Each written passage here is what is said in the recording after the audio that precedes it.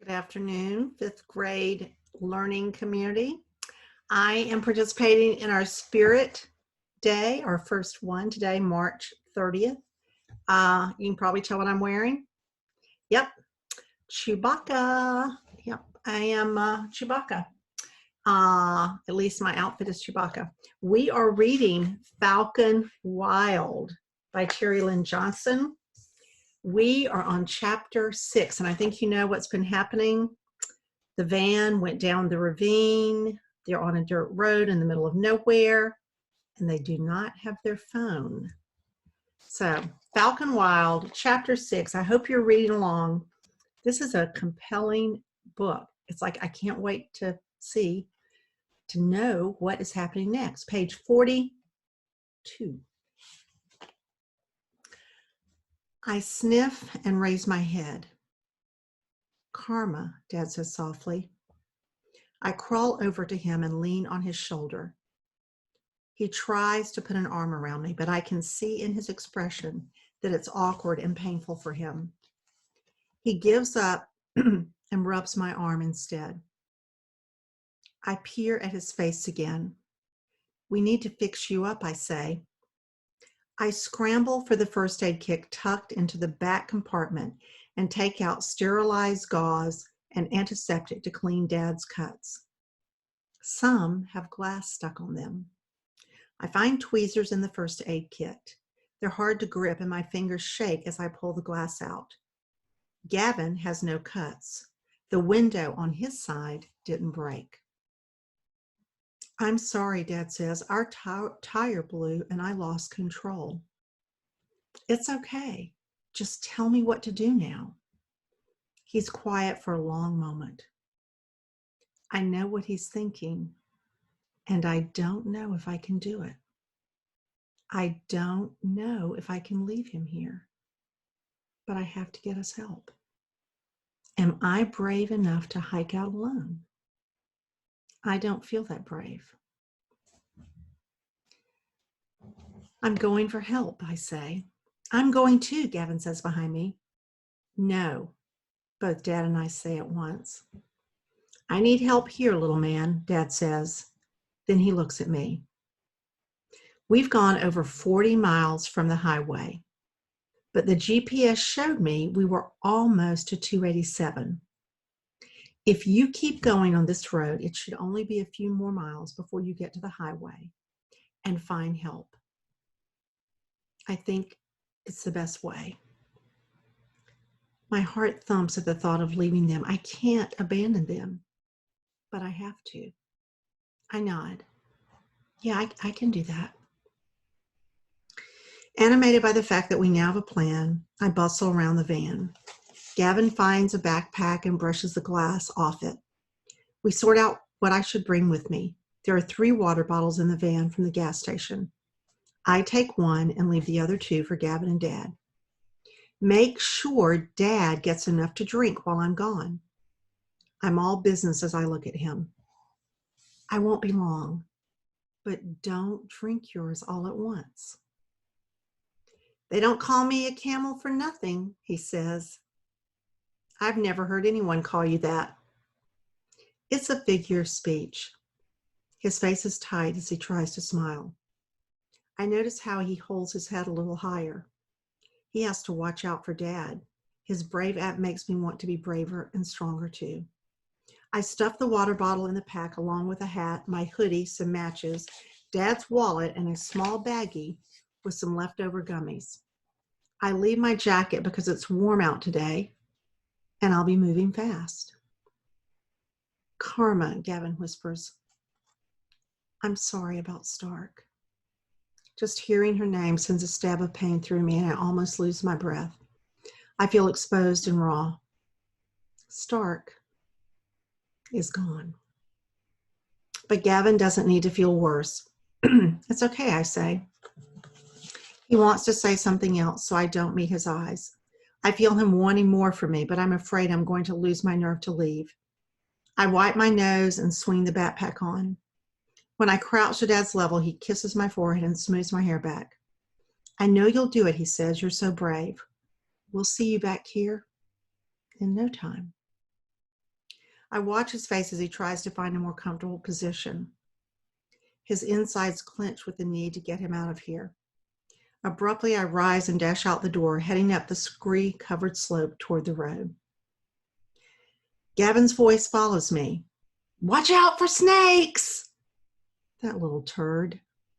Once on the road, I look back in the direction we came from and listen, straining to hear any sound of oncoming traffic. There's nothing out here but us. I look up at the sky, searching for a flash of white.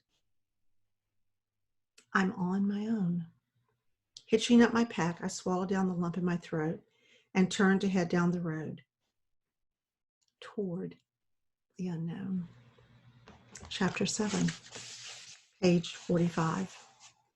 Water is an issue. I wish I could take a full drink and slake my thirst, but I only sip from the small water bottle, trying to save the rest. I close the cap tightly and slip it back into my pack. The sun burns down on the land around me. Is it really the end of October? Brown rolling hills sprawl out in front of me. I can't see past the next hill. A blunt-topped mountain on my right is dotted with patches of pine and Douglas fir trees. Sagebrush hugs the road, and the endless larger peaks in the distance don't seem to be getting any closer. I've been walking for hours on a road with no name and no end. I take off my hat and fan my face. I wish I weren't wearing black. Then I pull my hat back down again and keep walking. Exactly how far away were we from the highway? The sun has moved across the sky. I didn't think I'd get caught out here in the dark. I can't be gone so long. My feet move faster. The ticking stopwatch inside my head is counting the minutes that Dad remains trapped in the van, unable to shift or get comfortable. What if his legs are crushed and he's paralyzed and doesn't even know it? Maybe he does know but didn't tell me. That's why he wasn't screaming in pain. He couldn't feel anything. What if he can never walk again? What if he'll have to live the rest of his life in a wheelchair? We'll have to build a ramp into the house. Will Dad be able to fly birds if he's in a chair? The questions increase, all because our stupid tire blew up. How does that happen anyway? If we had our phone, maybe I would have found coverage. I wouldn't be walking by myself in the middle of nowhere trying to get to the highway. If I ever see that thieving Cooper again, I'm going to kill him myself. But I'm the one who made Dad pick him up. The thought makes me ill. I stop when I hear something. It sounds like something is scuffling behind the red rock ridges along the road. I look behind me. My skin prickles as if I'm being watched, but I don't see anything except empty road. I turn back and walk faster. Where was I? Oh, yes, Cooper. Maybe I won't kill him. Perhaps I'll just maim him. I wish I had talons, long, sharp talons. I'd rip them up his arms, sink them into his flesh, leave memories all over. Let him remember that taking things that don't belong to him can put people in danger. I can't believe I felt bad for ditching him. I keep walking, seething more with every step until the road simply ends. It stops at a berm. The pile of dirt is as high as my chest, as if someone forgot to roll it out to form the rest of the road. I drop my pack and slowly turn a circle. There are no signs, no highway. Bird turds! I kick savagely at my pack. It feels good, so I keep kicking it and then kick the berm. I scream into the empty space around me. Why would someone build a road only part way? I raise my gaze straight ahead of the horizon. I can't go back. The van is at least 5 miles away. And from there, it's a 2-day walk or more to cover the 40 plus miles past the van to the highway we came from. The GPS was wrong about this road. But maybe it's right about Highway 287 being close. It has to be right about something as major as a highway. What if the highway is just over the next hill? But what if it isn't? Should I go back and ask Dad what to do? I stare at the vista ahead of me, debating. Forested ridges of mountain rise to the sky on my right. Flat prairie sagebrush and low buttes spread out on my left. Without a road ahead of me, I'll have to cut cross country to find this highway. On blind faith in a GPS that was already wrong about this road. I almost turned back, but then I stopped. Turning back would be wasted time, and I can't face walking all that way again without anything to show for it. I have to find help. If I go back without it, we'll be right back where we started. Glancing at the tops of the pines on the mountains, I search for white dots. Stark's absence is like a wound in my heart. I hope she's okay. I pick up my pack and scramble over the berm. I head straight through the wilderness, directly toward the red rocks, climbing to the setting sun.